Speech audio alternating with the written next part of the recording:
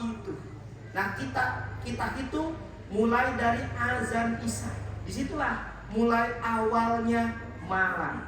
Taruhlah kita mungkin sekarang jam 7 biar mudah aja dilempengkan gitu. Jam 7 atau setengah 8. Nah, kemudian akhir malam itu kapan? Yaitu akhir itu di adzan subuh. Itu yang disebut dengan akhir malam. Oke, kita sudah dapat awalnya mana, akhirnya mana, kita bagi 3. Nah, kalau kita ambil setengah 8 lah, taruh biar gampang aja. Setengah 8 itu awal malam. Nah, dan akhir malam itu adalah subuh setengah 5. Berarti kita punya waktu berapa jam?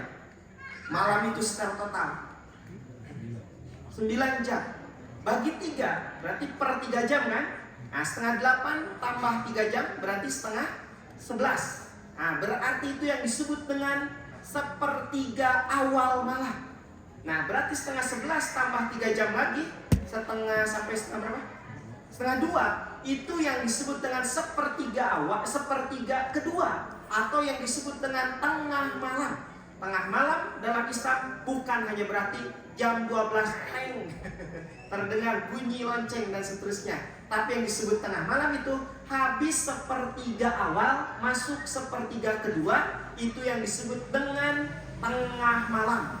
Nah, berarti sisanya sepertiga terakhir setengah 2 sampai adzan subuh, itu yang disebut dengan akhir malam, atau istilah di dalam bahasa Arab itu yang disebut dengan sahar. Sahar itu akhir dari malam. Bagi 3 akhir malam itu, maka keluar angka tadi kurang lebih sekitar setengah 3, itu mulainya akhir malam sampai adzan subuh. Maka itulah yang disebut dengan waktu sahar. Bila orang makan di waktu itu, maka itulah yang disebut dengan suhur.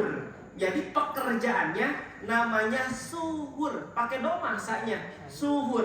Sesuatu yang dikonsumsinya, entah itu makanan, entah itu minuman, maka yang dikonsumsi itu namanya sahar. Waktunya disebut makanannya disebut sahur, waktunya disebut sahar, pekerjaannya disebut. Jadi kalau begitu, balik lagi ke pertanyaan tadi. Kalau jam 12 kita makan, sahur bukan? Itu tidak sesuai. Saya kira orang kalau ngerti kepada istilah sahur sendiri, sahar dan suhur, gak akan ada pertanyaan seperti itu. Menurut hemat saya, tidak bisa dikatakan sebagai sahur itu hanya sebatas makan malam. Karena yang disebut dengan sahur atau kata kerja pekerjaannya disebut dengan suhur, itu ada di waktu sahar. Yang mana waktu sahar itu? Tadi sepertiga akhir malam, atau hari ini sekitar setengah 2-an. Itu yang disebut dengan sahar. Kalau orang makan di waktu itu setengah 2 sampai adzan subuh, maka maka pekerjaannya disebut suhur. Yang dimakannya disebut dengan sahur. Cukup jelas? Maka Rasulullah SAW mendorong kepada kita untuk melakukan, untuk melaksanakan makan di waktu sahar, atau yang disebut dengan suhur, atau makanannya disebut dengan sahur. Kata Rasulullah SAW, tasaharu fa inna fisahur barokatan. Hendaklah kita semua melaksanakan sahur. Kenapa? Karena dalam sahur itu ada keberkahan. Dengan lontong, dengan sate. Nah, gitu. Dengan air putih, dengan cikopi. Silahkan dengan apa saja. Maka sesuatu yang dikonsumsi di waktu sahar, itu yang disebut dengan sahur. Perbuatannya disebut dengan suhur. Maka kata Rasulullah, di situ akan ada keberkahan. Hendaklah kita semua mau melaksanakan sahur. Karena pada faktanya, semakin kesini orang semakin semangat, semakin malas untuk sahur. Bagi hoream, ibu ge makin semangat, makin hoream masakna. Bapak juga yang mengkonsumsi makin hoream, apalagi tanggal 15 ke sana. Rata-rata sudah tahu menunya. Kalau tidak no mie, Jadi malas.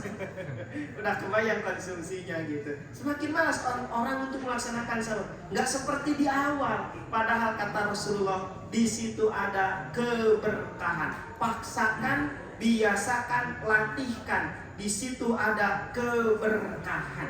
Kedua, selain daripada keberkahan, ternyata menjadi pembeda sahur itu antara kita dengan agama yang lain. Di agama yang lain ternyata ada juga praktek saum atau puasa. Dalam agama Hindu, dalam agama Yahudi ada mereka puasa. Terutama Yahudi di tanggal 10 Muharram mereka suka merayakan dibebaskannya mereka dari Fir'aun yang disebut dengan dalam bahasa Quran di ayyamillah. Maka mereka rayakan dengan melaksanakan ibadah puasa. Mereka melaksanakan saum atau puasa tanpa sahur dulu, tanpa suhur dulu. Maka dengan melaksanakan sahur kita jadi pembeda dengan mereka. Jelas sekali terlihat perbedaannya.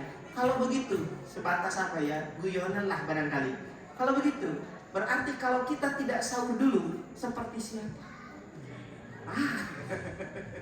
Itu barangkali yang mesti kita renungkan. Itu yang jadi pembeda kita dengan mereka. Apa? Kita ada sahur dulu, mereka tidak sahur dulu. Ditambah lagi, ini sebagai tambahan nutrisi untuk menambah energi di siang hari agar tidak banyak alasan. Leles, lungsai, pantas sahur heula tadi subuhnya gitu. Nah, iman rahimakumullah, ada hal yang lain yang mesti kita perhatikan. Bukan hanya ada keberkahan, bukan hanya menjadi pembeda dengan agama yang lain, tapi ternyata di waktu sahar itu, kata para ulama, diisyaratkan di dalam Al-Quran surah Ali Imran ayat ke-18 surah ketiga, di waktu sahar itu adalah saatul ijabah, waktu doa itu akan diijabah. Kata Rasulullah SAW dalam sebuah hadis bahwa Allah Subhanahu Wa Taala turun ke langit dunia di sepertiga akhir.